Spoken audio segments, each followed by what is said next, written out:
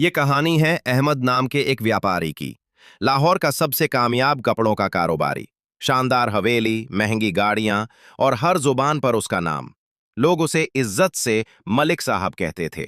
मगर उसकी चमकदार जिंदगी के पीछे एक अंधेरा छिपा था। समय के साथ अहमद के दिल में दौलत की लालच बढ़ती गई। अब उसके लिए सिर्फ नफा ही सब कुछ था। वो झूठ बोलता, वादे तोड़ता, मजदूरों की मजदूरी रोक देता और रिश्वत देकर कानून को भी खरीद लेता।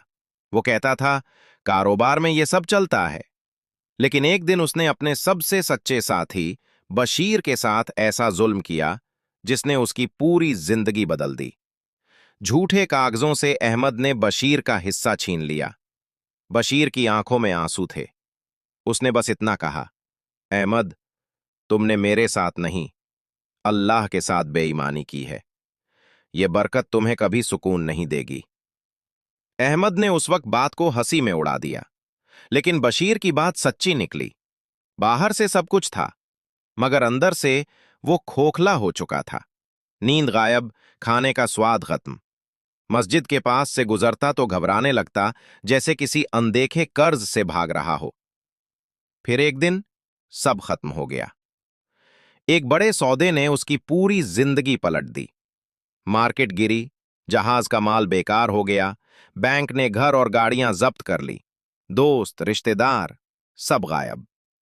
अब अहमद के पास सिर्फ गरीबी, तन्हाई और एक पुराना किराए का कमरा बचा था।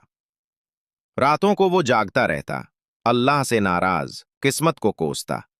वो समझ नहीं पा रहा था कि इतनी मेहनत के बाद भी जिंदगी उसे इस हाल तक क्यों ले आई। एक रात वो गली के छोटे से पार्क में जा बैठा। दिल बोझ से भरा हुआ था। तभी उसने देखा, एक बुजुर्ग व्यक्ति, बाबा फरीद, जमीन पर चादर बिछाकर कुछ खजूरें बेच रहे थे। लेकिन उनके चेहरे पर एक अजीब सुकून था, जैसे उनके दिल में जन्नत बसती हो। अहमद ने पूछा, बाबा जी, आपके पास कुछ नहीं, फिर भी चेहरे पर इतना इत्मीनान कैसे? बाबा फरीद मुस्कुराए और बोले, बेटा, जिसके पास अल्लाह है, उसे और क्या चाहिए? ये दुनिया की दौलत तो हाथ की मैल है।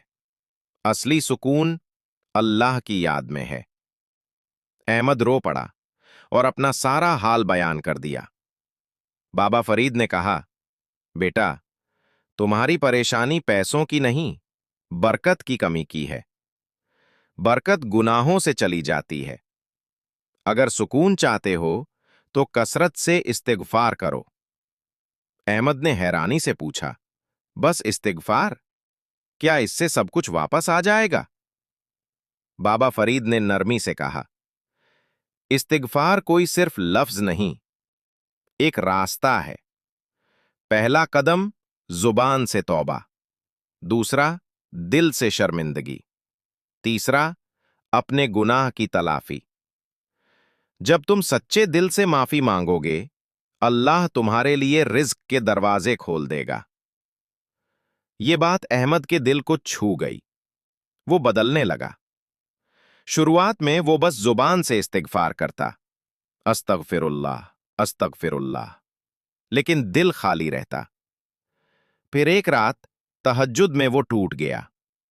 रोते हुए बोला, ऐ मेरे रब, मैंने जुल्म किया, मुझे माफ कर दे। उसी पल उसे लगा जैसे दिल का बोझ उतर गया हो। ये सच्ची तौबा की शुरुआत थी। अब बारी थी तलाफी की। अहमद ने बशीर को ढूंढा, उसके घर गया, जमीन पर बैठ गया और बोला, मैं गुनहगार हूं, मैंने तुम्हारा हक मारा, मुझे माफ कर दो।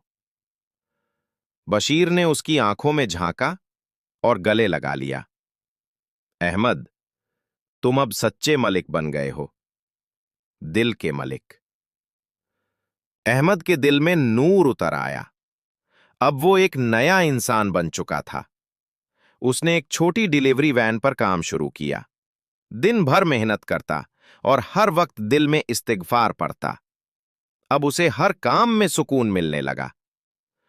कुछ महीनों बाद एक हाजी साहब ने उसकी ईमानदारी देखी और कहा, अहमद, तुम मेरे गोदाम के मैनेजर बन जाओ।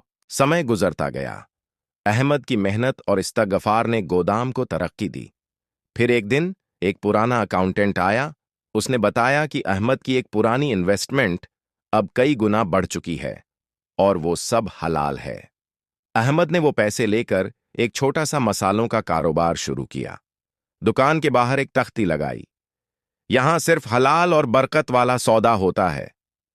अब उसके चेहरे पर वही सुकून था जो उसने बाबा फरीद के चेहरे पर देखा था। वो जान चुका था, सुकून दौलत में नहीं, अल्लाह की रजा में है। अपने दफ्तर में उसने एक आयत लिखी रखी थी, इस्तगफिरू रब्बकुम इन कान गफारा। अपने रब से माफी मांगो, वो बहुत बख्शने वाला है। अहमद की कहानी हमें ये सिखाती है कि असली खुशी पैसों में नहीं, बल्कि दिल की रोशनी में है, और वो रोशनी सिर्फ सच्चे इस्तगफार से मिलती है।